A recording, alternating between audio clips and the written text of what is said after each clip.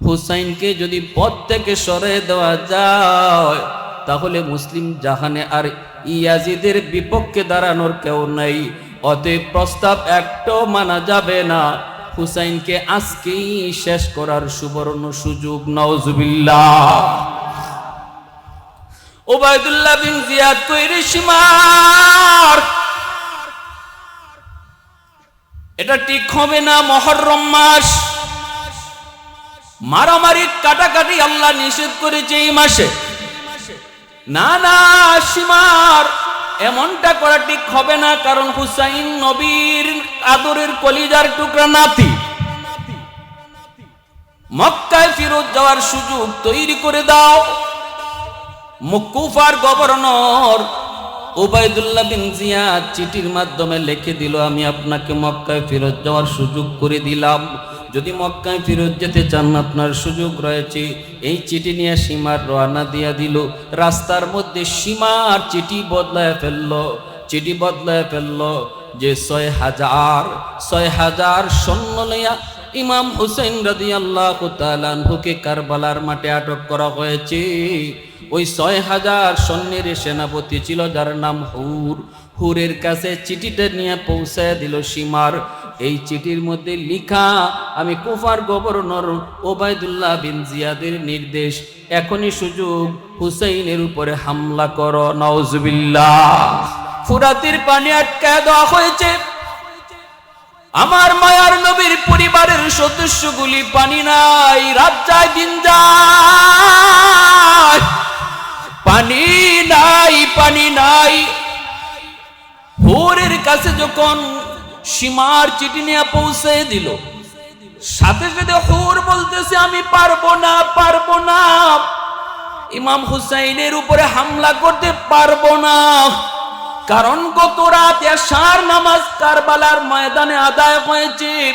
ইমাম ছিলেন আমাদের হুসাইন, আমরা তার পিছনে নামাজ পড়েছি। যার পিছনে নামাজ পড়েছি, যিনি আমাদের ইমাম, সকালবেলায় তার মাথা কাটবো কেমন করে, তার উপরে হামলা করব কেমন করি? তুমি এমন নির্দেশ কেন দিলা রে কুফার গভর্নর? না না না না, আমি পারবো না। এই বইলা সেনাপতি হুর সাথে সাথে বলতেছে আমি দল ত্যাগ করলাম। সেনাপতি হুর মুহূর্তের ভিতরে দল ত্যাগ করে ইমাম হুসাইন রাদিয়াল্লাহু তাআলা আনহুর দলে চলে গেল। আর সাথে সাথে এই ৬,০০০ সৈন্যের সেনাপতি ঘোষণা দিয়া বসলো নিজেই, যার নাম হলো সীমা। নাউজুবিল্লাহ, জোরে বলে। সীমার বলতেছে তুমি যদি না পারো তাহলে দায়িত্ব ছেড়ে দাও, আমি দায়িত্ব গ্রহণ করলাম। আমার ভাইয়েরা, বন্ধুরা, যুবক, যেই মাত্র এই কথা বলল সীমার, ঘোষণা দিয়ে বসলো ইমাম, কোন প্রস্তাবই তোমার আমরা মানব না রে। একটাই শুধু তোমার কাছে সুযোগ, তুমি ঘোষণা দাও তুমি আমাদের খলিফার হাতে বায়াত নিবা, ইয়াজিদের কাছে বায়াত নিবা। ইমাম হুসাইন বলে 3টা প্রস্তাবের কোনো একটা মানতে অসুবিধা কি? সীমার বলে একটাও মানা যাবে না। তাহলে তোমাদের উদ্দেশ্য কি? সীমার বলতেছে উদ্দেশ্য হলো হামলা করা। ইমাম হুসাইন বুঝে গেলেন ওরা ওনাকে ছাড়বে না, আজকে ওনার সাথে ওরা যুদ্ধ করবেই করবে। তখন ইমাম হুসাইন ওদেরকে লক্ষ্য করে একটা ভাষণ দিলেন, কুফার মানুষেরা, ও কুফার মানুষেরা, তোমরা কেমন করে হুরের নেতৃত্বে আমার বিরুদ্ধে যুদ্ধ করতে আসলা? তোমরা কি দেখো না আমার টুটের মধ্যে আমার নানা জানের 1000 চুমা লেগে আছে? তোমরা কি দেখো না আমার দেহের ভিতরে এমন কোন জায়গা নাই যেই জায়গাতে আমার নানার দেহ লাগে নাই? তেলিনগর, উত্তরপাড়া, গজারিয়া হাটি যুবক বৃন্দের উদ্যোগে আয়োজিত আজকের মহতি জলসার সম্মানিত সদরে ইজলাস সভাপতি সাহেব, উপস্থিত জাতির বিবেক, জাতির কর্ণধার মুআজ্জাজ মুকাররম উলামায়ে কেরাম, বিশেষ করে আমার আগে বয়ান পেশ করেছেন জননন্দিত মুফাসসির কুরআন, আপনাদের অতি সুপরিচিত একজন ওয়াইজ খন্দকার আবুল কাসেম সাহেব দামাত বরকাতুহুম, আল্লাহ পাক হযরতের ইলমে আমলে বরকত দান করুন। এর আগে বয়ান পেশ করেছেন হযরত মৌলানা জাফর আহমদ সিরাজি সাহেব, হযরত মৌলানা নূর আলম আশরাফি সাহেব। আল্লাহ পাক তারা যা কিছু বলে গেলেন আমাদের সবাইকে আমল করার তৌফিক দান করুন। মুআজ্জাজ হাজিরিন, আজ মুহররমের 10 তারিখ, যে দিনটার একটা নাম হলো আশুরা। যে দিনটার নাম কি? আশুরা। অত্যন্ত দামি একটি দিন আশুরা। এই দিনের ফজিলত আল্লাহর নবী, রহমতের নবী তার হাদিস শরীফে বর্ণনা করেছেন। আফজালুস সিয়াম বাদা রমাদান শাহরুল্লাহিল মুহররম। যদিও কেউ কেউ বলেছেন গোটা মুহররম মাসের প্রতিটা রোজার ফজিলত রমজানের রোজার পরে আল্লাহর কাছে সবচেয়ে বেশি। আবার কেউ কেউ বলেছেন মুহররমের 10 তারিখের রোজার কথা। আমরা দুটা রোজা রাখবো ইহুদিদের সাথে বিপরীত করার জন্য। ইহুদিরা রাখে শুধু এক রোজা, আর আমরা রাখবো কয়টা? দুটা। 10 তারিখের সাথে হয়তো 9 তারিখ মিলাবো, নতুবা 10 তারিখের সাথে 11 তারিখ মিলাবো। যারা গতকাল রোজা রাখছি, আজকে যদি রোজা রেখে থাকি আর রাখবে না। আর যারা আজকে শুধু রোজা রাখছি, তারা আগামীকাল আরেকটা রোজা রাখবে। ঠিক আছে না ভাই? মনোযোগ আছে সবার ইনশাআল্লাহ। আরবি 12টা মাস, এই 12 মাসের মধ্যে আল্লাহ রব্বুল আলামিন 4টা মাসকে সম্মানী মাস বলেছেন। জিলহজ, জিলকদ, জিলহজ আর মুহররম আর রজব। এই 4টা মাসকে আল্লাহ সম্মানী মাস বলেছেন। এবং মুহররম মাসকে আল্লাহর নবী আল্লাহর মাস বলেছেন। সুবহানাল্লাহ। সব মাসই তো আল্লাহ, কিন্তু মুহররম মাসের মর্যাদা বুঝাইতে যায় মায়ার নবী বলেন মুহররম হলো শাহরুল্লাহ, আল্লাহর মাস। সুবহানাল্লাহ। সব মসজিদই আল্লাহর ঘর, কিন্তু খানায় কাবার একটা নামই হলো বাইতুল্লাহ, আল্লাহর ঘর। কেন? এই ঘরের আলাদা মর্যাদা বোঝানোর জন্য। এজন্য মুহররম মাস অতি দামি মাস। এই মাসগুলাতে আমরা কিভাবে চলব, এই মাসে আমরা কি করব, আমার তেলাওয়াতকৃত আয়াতের অংশ বিশেষে আল্লাহ পাক বলেন পবিত্র কোরআনের সূরাতুত তাওবার 36 নম্বর আয়াতের অংশ বিশেষ আমি তেলাওয়াত করেছি। যে জায়গায় আল্লাহ বলেন ফালা তাজলিমু ফীহিন্না আনফুসাকুম, তোমরা এই মাসে সাবধান, জুলুম করো না। এখানে জুলুম দ্বারা উদ্দেশ্য হলো গুনাহ। আল্লাহ বুঝাইতে চাচ্ছেন তোমরা এই সম্মানী মাসে সাবধান, গুনাহ করো না। গুনাহকে কেন জুলুম বলা হয়? জুলুম শব্দের স্বাভাবিক অর্থ আমরা বুঝি অত্যাচার, অবিচার। একজন মানুষ নিজের দেহের সাথে অবিচার করে গুনার দ্বারা। কারণ আল্লাহ আমার আপনার দেহটাকে সৃষ্টি করেছেন জান্নাতের জন্য। যখনই আমরা গুনাহ করি, গুনার কারণে আমার দেহটা যায় জাহান্নামে। অতএব দেহের সাথে আমি অত্যাচার করলাম, অবিচার করলাম। আল্লাহ বলেন সাবধান, তোমরা এই সম্মানী মাসে গুনাহ করো না। তাফসীরের কিতাবে লিখেন এই মাসে যদি কোনো মানুষ নিজের গুনাহ থেকে বাঁচাইবার চেষ্টা করে, এই সম্মানী মাসগুলাতে যদি নিজের গুনাহ থেকে বাঁচাইবার চেষ্টা করে, যে আমার আল্লাহ সম্মানী বলেছেন এজন্য এই মাসে আমি গুনাহ করব না, বাকি মাসগুলাতে আল্লাহ গুনাহ থেকে বেঁচে থাকা আসান করে দেন। বাকি মাসগুলাতে গুনাহ থেকে বেঁচে থাকা আল্লাহ কি করেন? আসান করেন। এখন এই যে আল্লাহ বললেন তোমরা জুলুম করো না, জুলুম কয় প্রকার, গুনাহ কয় প্রকার? হাদিস শরীফ আল্লাহ নবী বলেন গুনাহ 3 প্রকার, জুলুম 3 প্রকার। জুলমু সালাসা, আজ-জুলমু লা ইয়াগফিরুহুল্লাহ ওয়াজ-যুলমু ইয়াগফিরুহুল্লাহ ওয়াজ-যুলমু লা ইয়াতরকুহুল্লাহ।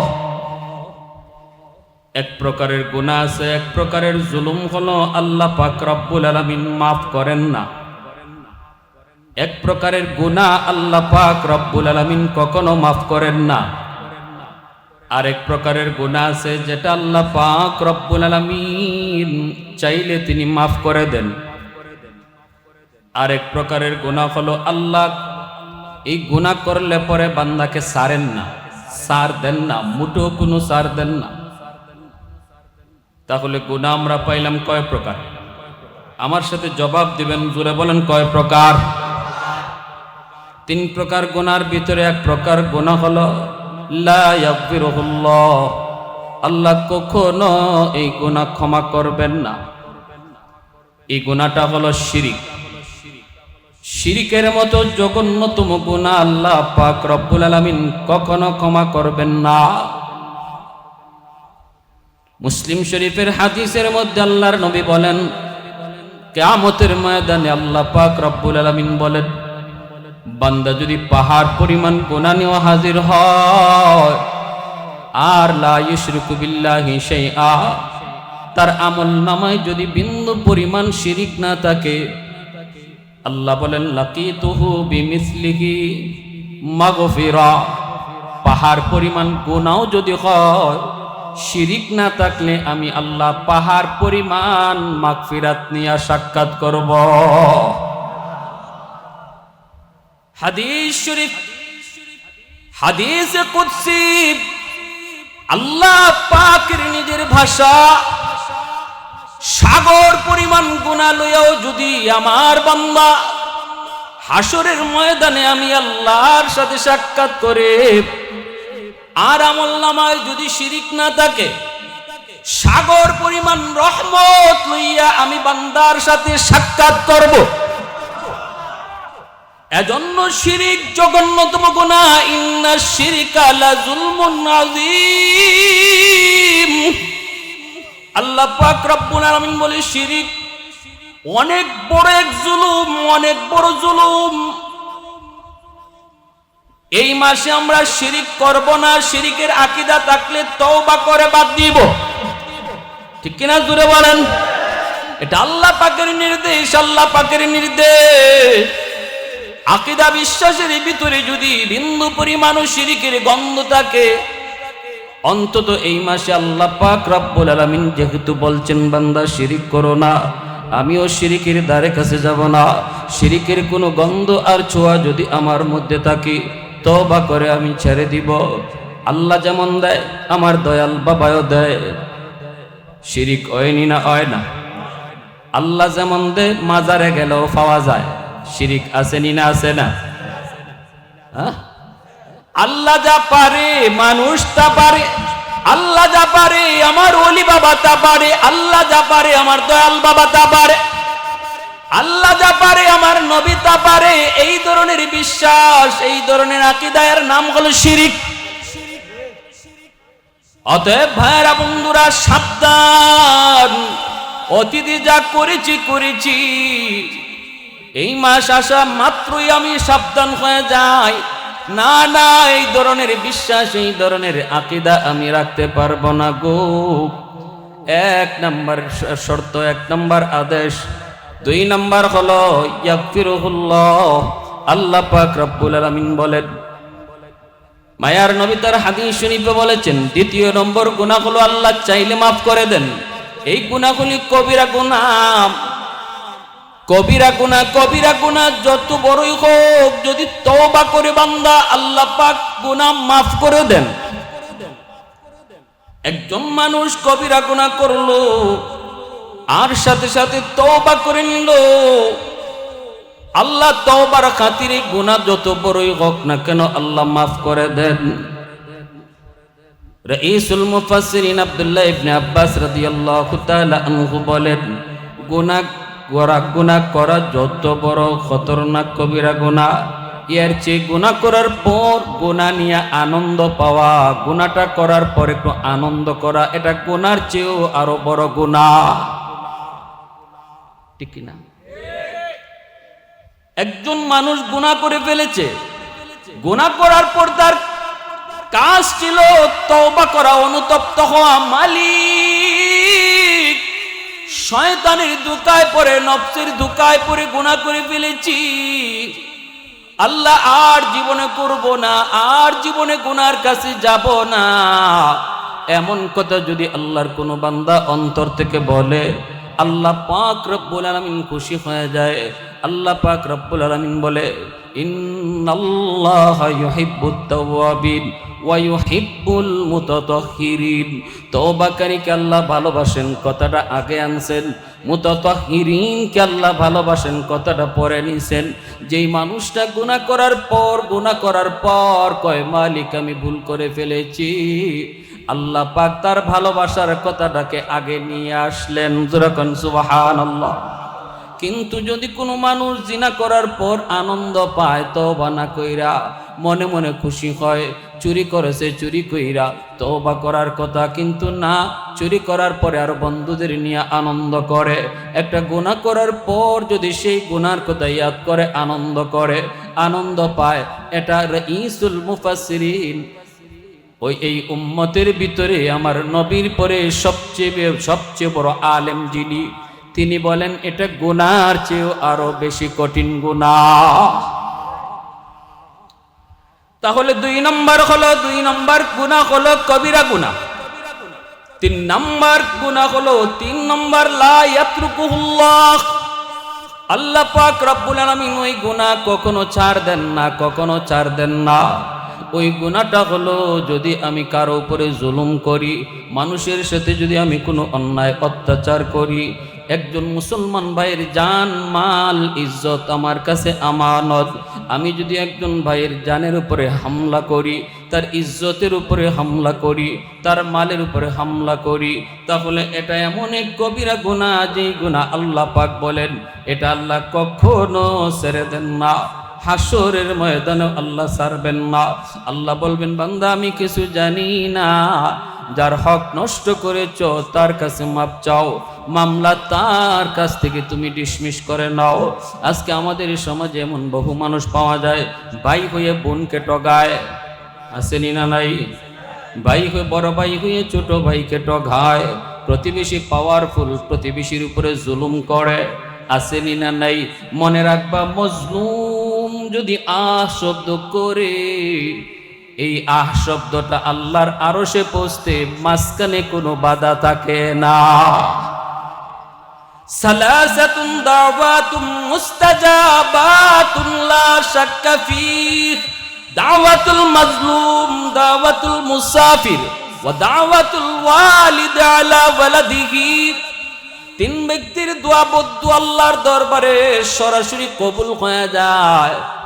এক ব্যক্তি হলো মজলুম, দুর্বল মানুষের উপরে তুমি সবল হয়ে যদি কোনো জুলুম করে আল্লাহর গোলাম, ওই দুর্বল মানুষটা যখন বদ্ধ দেয়, দুনিয়ার আদালতে বিচার পায় না, মেম্বার তার পক্ষে কথা বলে না, চেয়ারম্যানও তার পক্ষে কথা বলে না, এমপির কাছে গেলেও সে কোনো চান্স পায় না।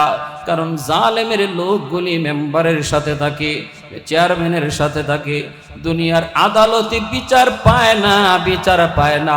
তখন আল্লাহর আদালতে যখন বিচার দিয়ে দেয়, এই বিচার আল্লাহর সামনেই হয়, আর সেদিন আল্লাহ কোনো কথা বলেন না। রব্বুল আলামিন বলে, আজকের আদালত যে মামলা দিছে তার সাথে শেষ করো, আমি আল্লাহ কিছু জানি না। বলবে আল্লাহ, ও মালিক, আমার যে হক নষ্ট করেছে, আমার হক ফেরত চাই।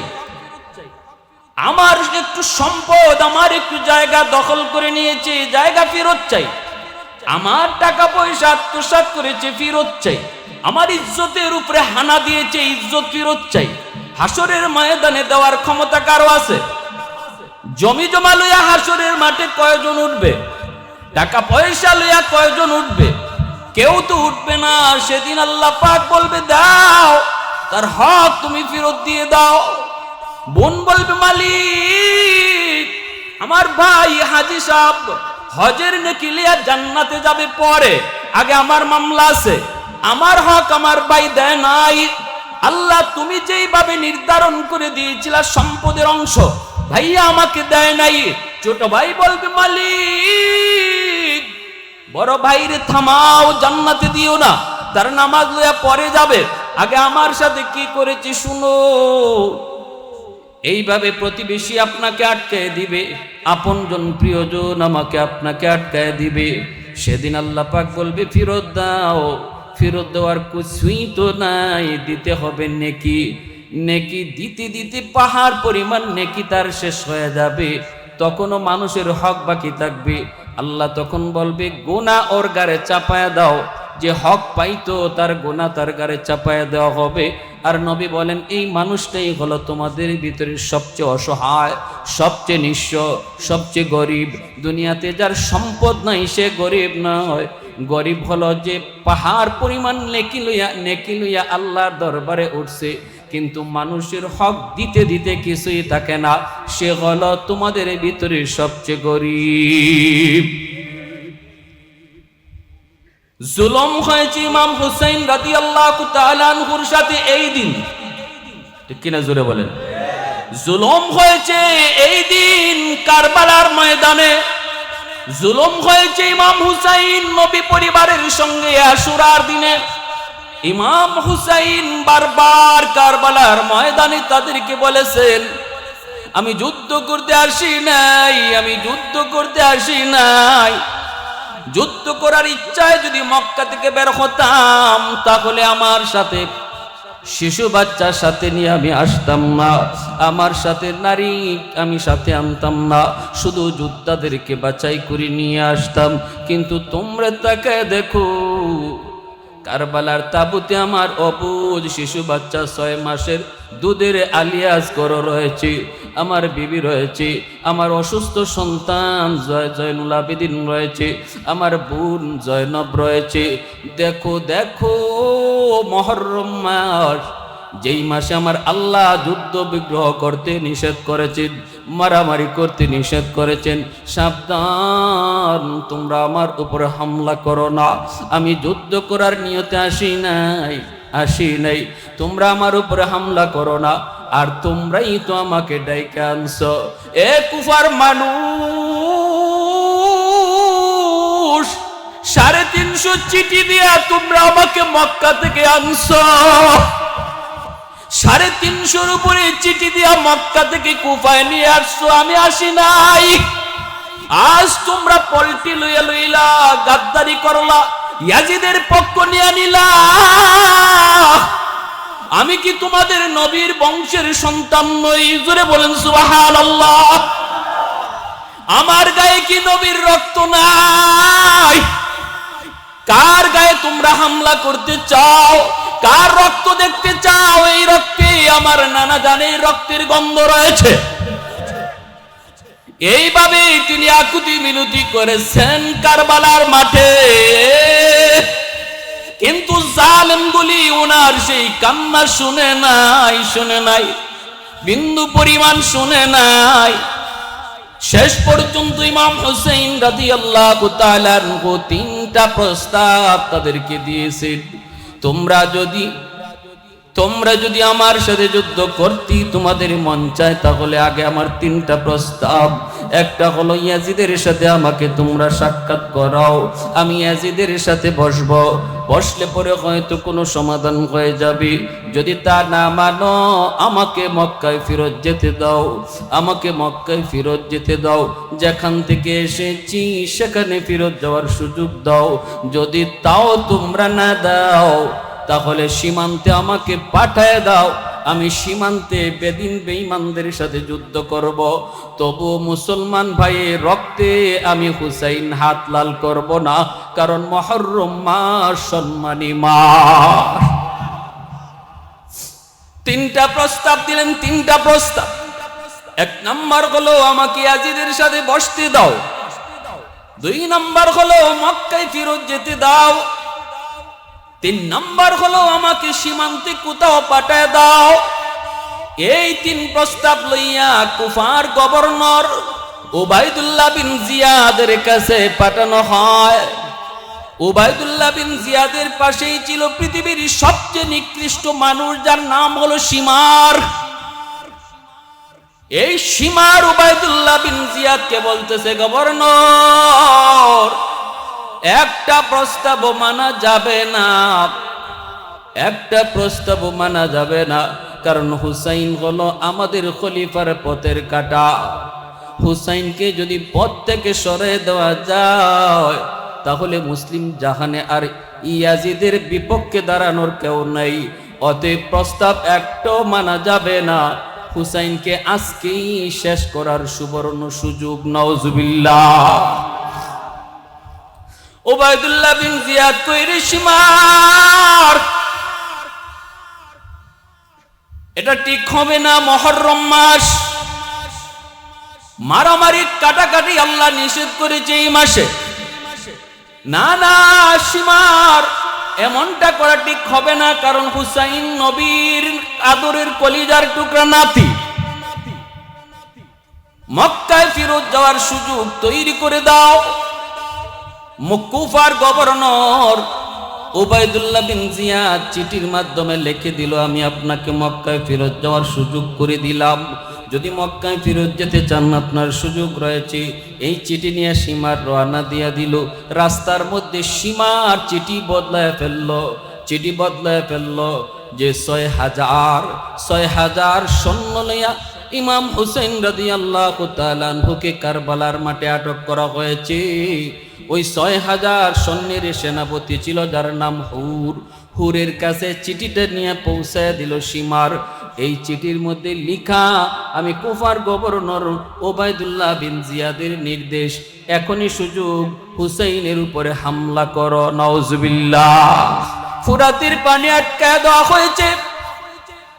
আমার মায়ার নবীর পরিবারের সদস্যগুলি পানি নাই, রাত যায় দিন যায়, পানি নাই, পানি নাই। হুরের কাছে যখন শিমার চিঠি নিয়ে পৌঁছে দিল, সাথে সাথে হুর বলতেছে, আমি পারবো না, পারবো না, ইমাম হুসাইনের উপরে হামলা করতে পারবো না, কারণ গত রাত এশার নামাজ কারবালার ময়দানে আদায় হয়েছে। ইমাম ছিলেন আমাদের হুসাইন, আমরা তার পিছনে নামাজ পড়েছি, যার পিছনে নামাজ পড়েছি, যিনি আমাদের ইমাম, সকাল বেলায় তার মাথা কাটবো কেমন করে, তার উপরে হামলা করব কেমন করি? তুমি এমন নির্দেশ কেন দিলা রে কুফার গভর্নর? না না না না, আমি পারবো না। এই বইলা সেনাপতি হুর সাথে সাথে বলতেছে, আমি দল ত্যাগ করলাম। সেনাপতি হুর মুহূর্তের ভিতরে দল ত্যাগ করে ইমাম হুসাইন রাদিয়াল্লাহু তাআলা আনহুর দলে চলে গেল। আর সাথে সাথে এই ৬,০০০ সৈন্যের সেনাপতি ঘোষণা দিয়া বসলো নিজেই, যার নাম হলো শিমার। নাউজুবিল্লাহ, জোরে বলে। শিমার বলতেছে, তুমি যদি না পারো তাহলে দায়িত্ব ছেড়ে দাও, আমি দায়িত্ব গ্রহণ করলাম। আমার ভাইয়েরা, বন্ধুরা, যুবক, যেই মাত্র এই কথা বলল শিমার, ঘোষণা দিয়ে বসলো, ইমাম, কোন প্রস্তাবই তোমার আমরা মানব না রে, একটাই শুধু তোমার কাছে সুযোগ, তুমি ঘোষণা দাও, তুমি আমাদের খলিফার হাতে বায়াত নিবা, ইয়াজিদের কাছে বায়াত নিবা। ইমাম হুসাইন বলে, 3টা প্রস্তাবের কোনো একটা মানতে অসুবিধা কি? শিমার বলে, একটাও মানা যাবে না। তাহলে তোমাদের উদ্দেশ্য কি? শিমার বলতেছে, উদ্দেশ্য হলো হামলা করা।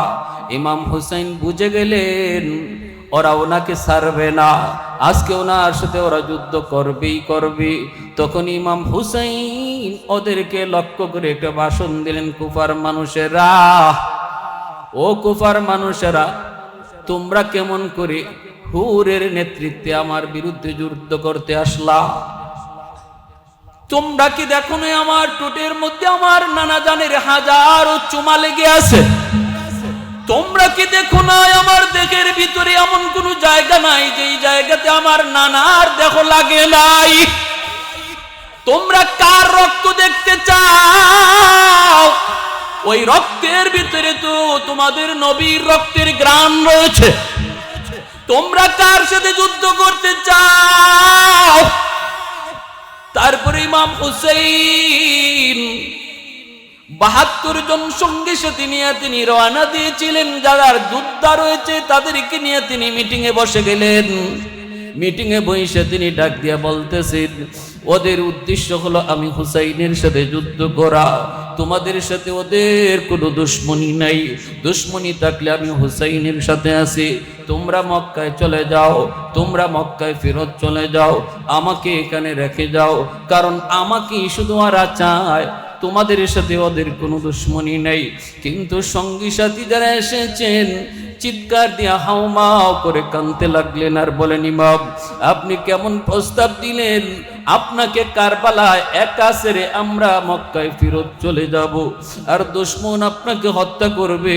কিয়ামতের ময়দানে মায়ার নবীর সামনে কেমনে মুখ দেখাবো? আমার নবী যদি জিজ্ঞেস করে, আমার আদরের নাতিটারে কেমন করে তোরা কারবালায় একা ছেড়ে আসলা? আমার আদরের নাতিটারে কেমন করে কারবালায় একা ছেড়ে এসেছো? এই জবাব নবীর সামনে কেমনে দিব? প্রয়োজনে যুদ্ধ করব, আপনার ডানে থেকে বামে থেকে, মরব তো আপনার সাথে মরব, যুদ্ধ করব তো আপনার সাথেই করব। না না, আমরা মক্কায় ফেরত যাব না, যাব না।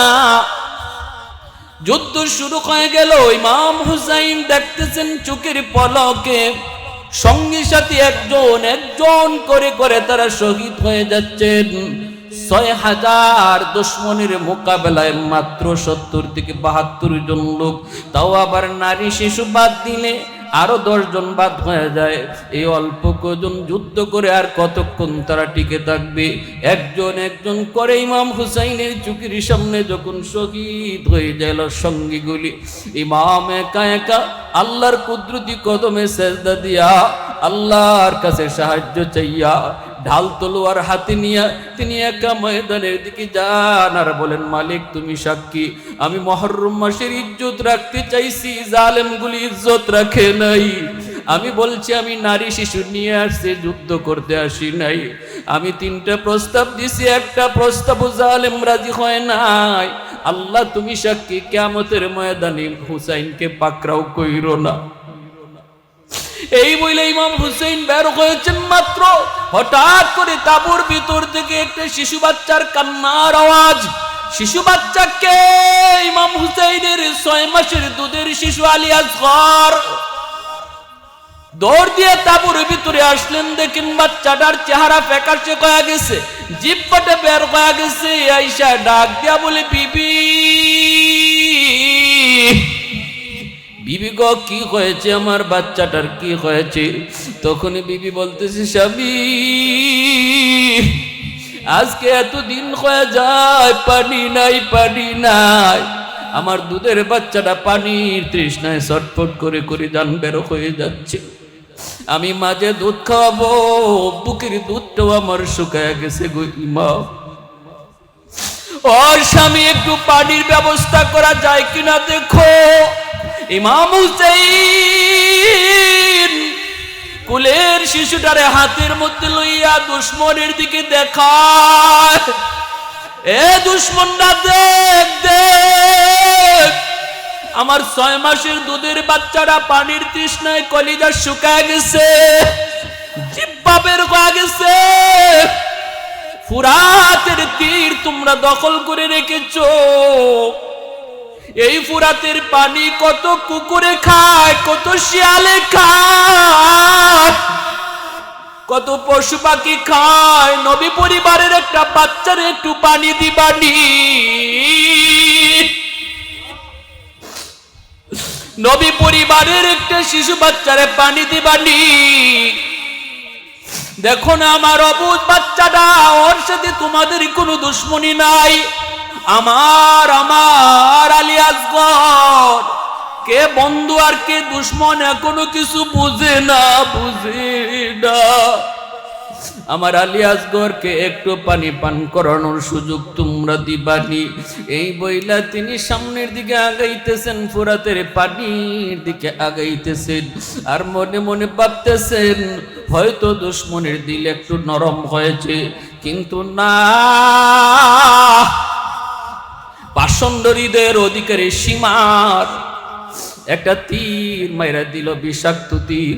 এই তীরটা এসেই ইমাম হুসাইনের কুলে 6 মাসের দুধের বাচ্চা আলী আসগরের বুক দিয়া তীরটা ঢুকছে, বডি ছিদ্র হইয়া তীরটা বের হয়ে গেছে। বাবার হাতে সন্তান চটপট করে করে মারা যাইতেছে। ইমাম হুসাইন নিজের চোখে দেখতেছেন আলী আসগরের মৃত্যুর দৃশ্য, আর কান্দেন, চোখ থেকে পানি আসে না। অল্প সুখে কাতর, অধিক সুখে মানুষ পাথর হয়ে যায়। ইমাম পাথর হয়ে গেলেন, চোখ দিয়ে আর পানি ঝরে না, পানি ঝরে না।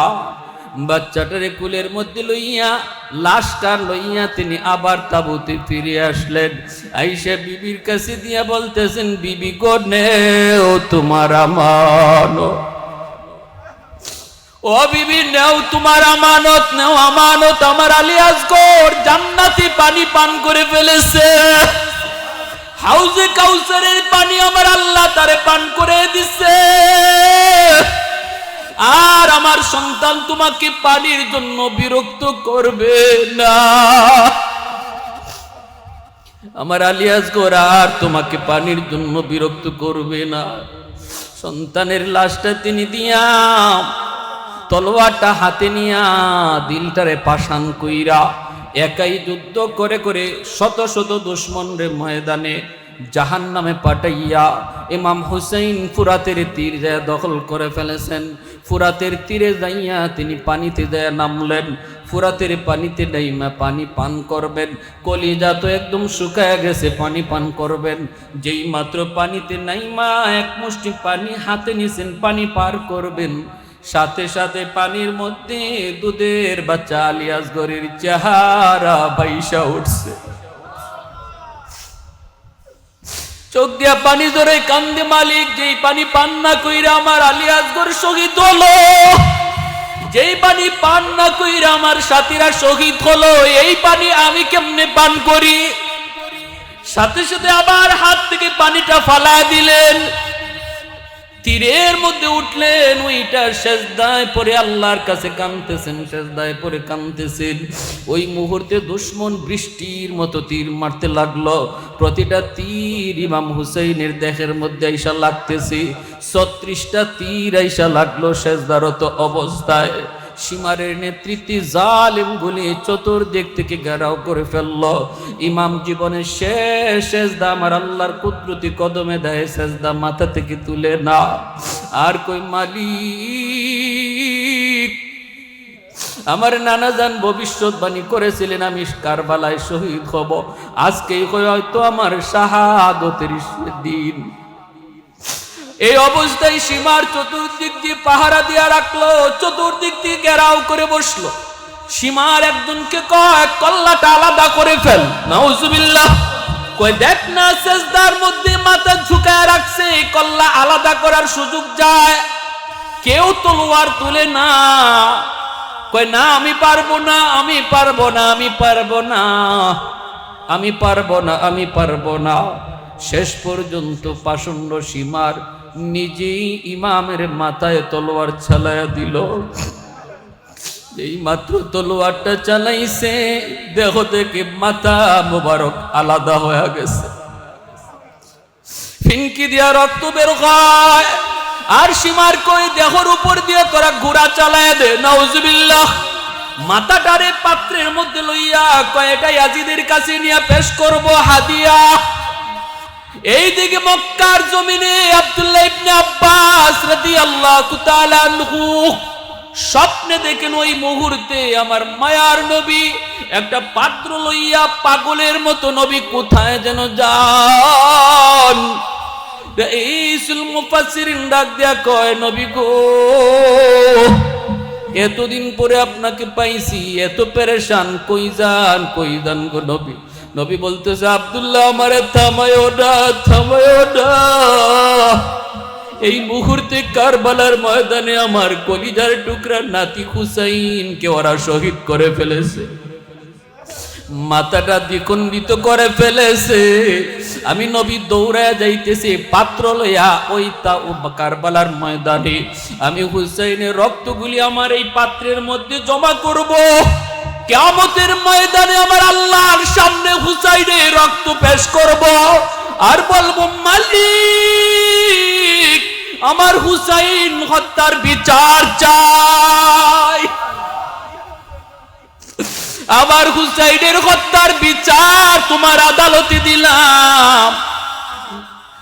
হযরত আব্দুল্লাহ ইবনে আব্বাস রাদিয়াল্লাহু তাআলা আনহু ঘুম থেকে লাফ দিয়ে উঠে চিৎকার শুরু করলেন মক্কায়। আব্দুল্লাহ ইবনে উমর রাদিয়াল্লাহু তাআলা আনহু, আব্দুল্লাহ ইবনে জুবাইর রাদিয়াল্লাহু তাআলা আনহু, তারা তখন মক্কায় হইচই পড়ে গেল, হইচই পড়ে গেল। এইদিকে মদিনাতুল মুনাওয়ারা, এই জায়গায় নবীর পবিত্র বিবি হযরত উম্মে সালামা রাদিয়াল্লাহু তাআলা আনহা, তিনিও ওই মুহূর্তে স্বপ্নে দেখেন আল্লাহর নবীর মাথার মধ্যে ধুলাবালি, আর নবী কাঁদতেছেন। উম্মে সালামা জিগায়, নবী গো, মাথায় ধুলাবালি আর কান্না করেন কেন? নবী বলতেছে, উম্মে সালামা এই মুহূর্তে কারবালায় আমার হুসাইনকে ওরা শহীদ করে ফেলেছে। কি বলবো আপনাদেরকে কারবালার ইতিহাস, আমাদের কথা বন্ধ হয়ে যায়, ভাষায় বুঝাইতে পারি না, পারি না। কি ঘটেছিল আমার মায়ার নবীর পরিবারের সাথে আজকের দিনে? ইয়াজিদের সামনেই মাথা নিয়ে হাজির করা হয়। ইয়াজিদ নবীর কলিজার টুকরার নাতি ইমাম হুসাইনের মাথার সাথে বেয়াদবি শুরু করে দিল। লাঠি দিয়ে টুটের মধ্যে আঘাত করে কয়, হুসাইন যদি মাইনা নিতা এই পরিণতি হইত না। সাথে সাথে পাশে ছিলেন একজন সাহাবী, কোন রওয়ায়েতে ওনার নাম যায়েদ, কোন রওয়ায়েতে আনাস। ইনি ডাক দিয়ে কয়, রে ইয়াজিদ, বেয়াদবি যা করছো আর কইরো না। যেই টুটির সাথে বেয়াদবি করো, এই টুটে আমি আমার মায়ার নবীরে 1000 বার চুমা দিতে দেখেছি। এই টুটে আমার মায়ার নবীর 1000 চুমা লেগে আছে। বেয়াদবি করিস না, আকাশ ভেঙে পড়বে, জমিনের পানি রক্তে লাল হয়ে যাবে। ভাইরা বন্ধুরা, কেমন করে ইয়াজিদকে নির্দোষ বলবো? হত্যার সরাসরি নির্দেশ যদিও দেয় নাই, যদিও সে মাথা দেখা বলেছে আমি তো হত্যা করতে বলি নাই, কিন্তু তার পরবর্তী কার্যক্রমে এই কথা প্রমাণিত হয় হত্যার ইশারা ছিল ইয়াজিদের। নতুবা হত্যার পর সেই উবাইদুল্লাহ বিন জিয়াদ আর শিমারের বিচার কেন ইয়াজিদ করলো না? খুনির বিচার তো ইয়াজিদ করে নাই, ইয়াজিদ তো খুনির কোনো বিচার করে নাই। অতএব ইয়াজিদ যে ইতিহাসে পাওয়া যায়, ইয়াজিদ বলছে আমি তো হত্যা করতে বলি নাই, বরং ইয়াজিদ তো মাঝে মাঝে কান্নাও করেছে। এগুলা আমরা এখন বুঝতেছি, ইতিহাস পড়া এগুলা সব ছিল ইয়াজিদের অভিনয়। এগুলা ছিল তার সব মায়া কান্না, সব ছিল তার মায়া কান্না। মদিনায় বিদ্রোহ শুরু হয়ে গেল, মক্কায় বিদ্রোহ শুরু হয়ে গেল। মক্কা থেকে মানুষ লং মার্চ করতে শুরু করলো কুফার দিকে, মদিনা থেকে মানুষ লং মার্চ করতে শুরু করলো কুফার দিকে। নবী পরিবারকে কুফার ওই ইরাকের কারবালায় আমার মায়ার নবীর পরিবারকে শেষ করে দিয়েছে। এই সংবাদ শোনা মাত্র নারী নাই, পুরুষ নাই, ঘর ছেড়ে দিয়েছে। এই অবস্থাটা ট্যাকেল দেওয়ার জন্য ইয়াজিদ অভিনয় করেছে, কান্না করেছে, নবী পরিবারের মহিলাদেরকে সসম্মানে মদিনায় পাঠাইছে। এগুলা সব সেই বিদ্রোহ দমন করার জন্য। আর করলো কি? মদিনার মানুষের বিদ্রোহ থামানোর জন্য ইয়াজিদ বিশাল সশস্ত্র বাহিনী মদিনায় পাঠিয়ে দিল। মদিনার মানুষের উপরে হামলা করলো। এমন হামলা ইতিহাসে নজিরবিহীন হামলা করেছিল ইয়াজিদ। মসজিদে নববীতে 3 দিন পর্যন্ত নামাজ পড়া হয় নাই। আল্লাহর নবীর মসজিদে নববীকে ঘোড়ার আস্তাবল বানায় রাখছিল। মদিনায় অসংখ্য অগণিত সাহাবীকে শহীদ করলো ইয়াজিদ। মদিনায় আক্রমণ করলো, মক্কায় আক্রমণ করলো বিদ্রোহ থামানোর জন্য, আল্লাহর ঘরের উপরে আক্রমণ করলো। এত জঘন্যতম অপরাধ করার পরও যদি কেউ বলে ইয়াজিদ ভালো ছিল, এই কথাটা কোনোদিন মেনে নেওয়া যায় না। কি করবেন? আল বেদায়া ওয়ান নেহায়া, ইসলামের ইতিহাসের বিশুদ্ধ গ্রন্থ পড়া দেখেন। ইয়াজিদ যত বড় পরহেজগারী আমি বলি না কেন, সে নামাজ পড়তো, রোজা রাখতো, হাফেজে কোরআন ছিল, সব ভালো কথা। এগুলো আমরা বিশ্বাস করি, আমরা অস্বীকার করি না। কিন্তু আমল করলেই বা হাফেজ হইলেই বা সেজদা বেশি দিলেই ভালো হওয়া যায় না। কারণ সেজদা ইবলিসে আরো বেশি দিছে। আরেকটু জোরে বলেন ঠিক কি না? মুআল্লিমুল মালাইকা ছিল ইবলিস। ভাইরা বন্ধুরা, এত বড় জুলুম হয়েছে, এত বড় জুলুম। মায়ার নবী, দয়ার নবী, তিনি তো অগ্রিম সুসংবাদ দিয়ে গেছিলেন, অগ্রিমী খবর নবী জানায় দিছিলেন। নবীকে আল্লাহ অগ্রিমী খবর জানায় দিছিলেন যে নবী গো, আপনার কলিজার টুকরা নাতি ইমাম হুসাইন আর ইমাম হাসান হুসাইন দুজন কিন্তু শহীদ হবে। যখন হুসাইনের বয়স মাত্র 7 বছর, হাসানের বয়স মাত্র 10 বছর, তখনই আল্লাহ জিব্রাইল মারফতে আমার নবীকে জানায় দিছিলেন। সুবহানাল্লাহ, জোরে বলেন। ঈদের দিন সবাই নতুন কাপড় পরে। হাসান হুসাইন ছোট্ট বালক, ঈদের দিন নতুন কাপড় পরার জন্য মার কাছে বাহানা তুলল। মা, বন্ধুরা ঈদের দিনে নতুন কাপড় পরছে গো মা, আমাদেরকে কি নতুন কাপড় কিনে দিবা না? মায় কয় নানা জানের কাছে যা। দুনু ভাই চলে আসলো নানা জানের কাছে। নানা, বন্ধুরা ঈদের দিন নতুন কাপড় কিনে নতুন কাপড় পরে। নানা, তুমি নাকি 2 জাহানের বাদশা, আমাদেরকে ঈদের কাপড় কি তুমি দিবা না? আল্লাহ নবী চিন্তায় পড়ে গেলেন, কারণ নবীর পকেট সব সময় খালি থাকতো। যখনই কিছু আসতো নবী দান করে দিতেন। ওই মুহূর্তে নবী দুটা কলিজার টুকরা নাতিরে ঈদের কাপড় কেমন করে দিবেন? আল্লাহর নবী বড় পেরেশান। নবীজির চেহারায় ঘাম বেরিয়ে আসলো। আল্লাহর সাথে সাথে জিব্রাইল আমিনকে কয়, জিব্রাইল তাড়াতাড়ি বন্ধুর কাছে যাও। জিব্রাইল আমিন এই শাহাদির নবী এত পেরেশান, কারণ কি? বলে আমার নাতি 2টা ঈদের কাপড় চায়। জিব্রাইল আমিন কয়, নবী গো, আপনার নাতি দুজনকে জিজ্ঞেস করেন কার কেমন কাপড় পছন্দ। আল্লাহর নবী কয়, হাসান কেমন কাপড় তোমার পছন্দ একটু কও। হাসান কয়, নানা জান সবুজ রঙের কাপড় আমার বড় পছন্দ। নবী কয়, হুসাইন তুমি কেমন কাপড় পছন্দ করো বলো। হুসাইন কয়, লাল রঙের কাপড় আমার পছন্দ। আল্লাহর নবী রহমতের নবী জিব্রাইল আমিনকে জানানো মাত্র জিব্রাইল আল্লাহকে কয়, আল্লাহ হাসান হুসাইনের পছন্দের কাপড় শুনেছি, এবার কোন মার্কেটে যাব? আল্লাহ কই, জিব্রাইল দুনিয়ার কোন মার্কেট নয়, জান্নাতি মার্কেট থেকে কাপড় নিয়ে আসো। লাল রং আর নীল সবুজ রঙের কাপড় দিয়া জিব্রাইল কই, নবী গো, কানে কানে একটা কথা বলে যাই গো নবী, এত আদরের নাতি আপনার, কিন্তু জানেননি শেষ পরিণতি কি? আপনার নাতি হাসানও শহীদ হবে, হুসাইনও শহীদ হবে। হাসানকে শহীদ করবে বিষ পান করায়া। বিষের রং হলো সবুজ, এজন্য হাসান সবুজ রং পছন্দ করেছে। হুসাইনকে শহীদ করবে কারবালায়, আর কারবালার মাটি রক্তে লাল হয়ে যাবে, তাই হুসাইন লাল রং পছন্দ করেছে। এমনকি মায়ার নবী দয়ার নবী বলেন, জিব্রাইল আমাকে কারবালার রক্তে মাখা মাটি পর্যন্ত জিব্রাইল আমাকে দেখাইছে। এজন্য মায়ার নবী নিরিবিলি জায়গায় হুসাইনকে কুলে নিয়ে নবী যখন একা একা কান্দে, কেউ দেখে না, ওই সময় নবীর আপন চাচি উম্মে ফজল দূর থেকে দেখে ফেলছে নবী কাঁদতেছেন, আর নবীর চোখ থেকে টপ টপায়া পানি হুসাইনের গালে পড়তেছে। উম্মে ফজল ইবনে আব্বাস রাদিয়াল্লাহু তাআলা আনহুর মা, আব্বাস রাদিয়াল্লাহু তাআলা আনহুর স্ত্রী বিবি দৌড়ে গিয়ে বলতেছে, নবী গো, হুসাইন রে কোলে নিয়ে আপনি কাঁদেন কেন?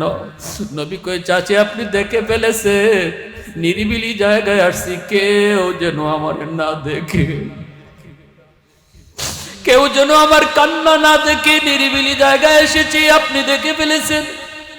এত আদরের নাতি ইমাম হুসাইন, এই হুসাইনকে কারবালায় শহীদ করা হবে আমার পরিবার সহ। এমনকি ওই কারবালার রক্তে মাখা মাটি পর্যন্ত জিব্রাইল আমারে দেখায় গেছে গুচাচি। এজন্য আমি কাঁদতেছি, এজন্য আমি কান্দি। আমার ভাইরা বন্ধুরা, এজন্য বলতেছিলাম আজকের দিন, এই দিন মুহররমের 10 তারিখ আশুরা, যদিও ফজিলত বহু আগ থেকে, এই দিনে ইসলামের ইতিহাসে একটা নির্মম ঘটনা ঘটছে, জুলুমের ঘটনা ঘটছে। আর সেই জুলুমটাও হয়েছে আমার মায়ার নবীর পরিবারের সাথে। আল্লাহ বলে ফালা তাজলিমু ফীহিন্না আনফুসাকুম, সাবধান, মুহররম মাসে, জিলহজ, জিলকদা, রজব মাসে তোমরা জুলুম কইরো না, জুলুম কইরো না। নিজের নফসের সাথে জুলুম করবা না, আর এক মুসলমান ভাইয়ের সাথে জুলুম করবা না, এটা আল্লাহর নির্দেশ। অতএব ভাইয়েরা বন্ধুরা, এই মাসে আমরা নিজেদের নফসের সাথে জুলুম করব না, আমরা গুনাহ করব না, আবার আরেক ভাইয়ের সাথে জুলুম করব না, কারো হক নষ্ট করব না, কারো ইজ্জত নষ্ট করব না। যদি আমি এই মাসগুলার সম্মানী, এই মাসগুলার সম্মান যদি আমি রাখি, আল্লাহ বাকি মাসগুলাতে আমাকে সম্মানী বানায় দিবে। ওই মাসগুলা থেকেও আল্লাহ পাক আমাকে গুনাহ থেকে বাঁচানো আসান করে রাখবে, সহজ করে রাখবে। আল্লাহ পাক আমাকে গুনাহ থেকে দূরে থাকা আসান করে রাখবে। ভাইরা বন্ধুরা, এজন্য আমরা কারা কারা একটু এই নিয়ত করতে পারি যে না, অন্তত অন্য মাসে তো করবই না, এই মাসের সম্মানের খাতিরে যদি গুনাহ আমি করেও থাকি তওবা করব, আর সামনে আর কোনো গুনাহ করব না। এই নিয়ত কার কার আছে? হাত উঠে আল্লাহকে দেখা। আল্লাহ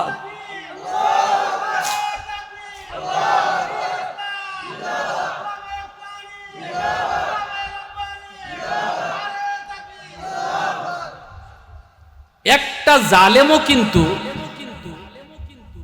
নিরাপদ ছিল না। আল্লাহ দুনিয়া তো বিচার দেখাইছে, আখেরাতে তো বিচার আছে। ওই ঠিক কিনা যেরকম এই উবাইদুল্লাহ বিন জিয়াদ, এই সীমার এরার পরিণতিও ঘটছে এমন। মুক্তার সাকাফি সে ঘর থেকে টাইনা ইন্দুর যেভাবে বাইর করে, বিড়াল যেভাবে বাইর করে, এইভাবে সীমার বাইর করে টাইনা আইনা মানুষের সামনে, হাজারো মানুষের সামনে জবাই করছে। জালেম একটাও শান্তিতে থাকতে পারে নাই। আর ইয়াজিদের মরণ হইছে অপমানজনক মরণ। সারা শরীর পচ্চা দুর্গন্ধ, এমন এক পোকায় ধরছে, এমন এক পেটের পীড়া, এমন এক পেটের ব্যথার, সারা শরীরে ফসা, কোন ডাক্তারের রোগ ধরতে পারে না। এই অবস্থায় অপমানজনক মৃত্যু হইছে ইয়াজিদের। প্যার হাজিরিন, এজন্য আসুন, এই দিনে মাতম নয়, এই দিনে ইয়া হাসান ইয়া হুসেন নয়। ইমাম হুসাইন রাদিয়াল্লাহু তাআলা আনহু ওই তাবুতে থেকে একটা স্বপ্ন দেখছিলেন। এই স্বপ্নটা দেখছিলেন, নবী বলছেন, ভাইরে আজ সন্ধ্যায় তুমি আমার সাথে সাক্ষাৎ করবা। ঘুম থেকে লাফ দিয়ে উঠে গেছেন, বোন জয়নব পাশে, ভাইয়া এইভাবে লাফ দিছো কেন? কয়, বোনরে আমার মনে হয় আজকের দিন শেষ দিন, নানা জানের সাথে সাক্ষাৎ হয়েছে। নানা বলছে নানার সাথে আজকেই আমার দেখা হবে, মনে হয় আজকের দিন শেষ দিন। বোন কান্না শুরু করছে। ইমাম হুসাইন বলে, রাগ, তুই যদি এখনই কান্দোস তাহলে আমার মৃত্যুর পর তুই কি করবি? সাবধান, মাতম করা যাবে না, আমার মৃত্যু নিয়া মাতম করা যাবে না, চিল্লাচিল্লি করা যাবে না। আজকে যারা ইয়া হাসান ইয়া হুসেন কুইয়া মাতম করতেছে, এই নিষেধটা তো ইমাম হুসাইন নিজেই করে গেছে। ঠিক কিনা জোরে বলুন? উনি নিজে করে গেছে। বেয়াকুফ, হাম্মক, এটা বুঝে না। আজকের দিনে আমরা ইমাম হুসাইনের জীবনী নিয়ে আলোচনা করব, তাদের জন্য দোয়া করব, তাদের নবী পরিবারের জন্য দোয়া করব, আর নিজের উপরে সবক নিব। আল্লাহ আমাকে যাবতীয় জুলুম থেকে তুমি হেফাজত করো। আল্লাহ আমাকে জালেমের খাতায় নাম লেখায়ও না। আমি যেন আমার নফসের উপরে জুলুম না করি, আমার দ্বারা আরেক ভাইও যেন জুলুমের শিকার না হয়, আমার দ্বারা আমার আরেক বোনও যেন জুলুমের শিকার না হয়। এই দোয়া করব আর এই সবক নিব। এটা হলো আজকের দিনের শিক্ষা। আল্লাহ আমাদের সবাইকে কথাগুলো বুঝার এবং মানার তৌফিক আল্লাহ সবাইকে দান করুন। বিশেষ করে আজকের যে যুবকরা, যে আয়োজক, তাদের সবাইকে আল্লাহ পাক হুসাইনের মতো আদর্শ নিয়া জীবন যাপন করার, হকের উপরে তাকার, বাতিলের সাথে কখনো আপোষ না করার সেই হিম্মত আল্লাহ প্রতিটা যুবককে দান করুন। সবাই বলে আমিন। ওয়া আখির দাওয়ানা আনিল হামদুলিল্লাহি রাব্বিল আলামিন।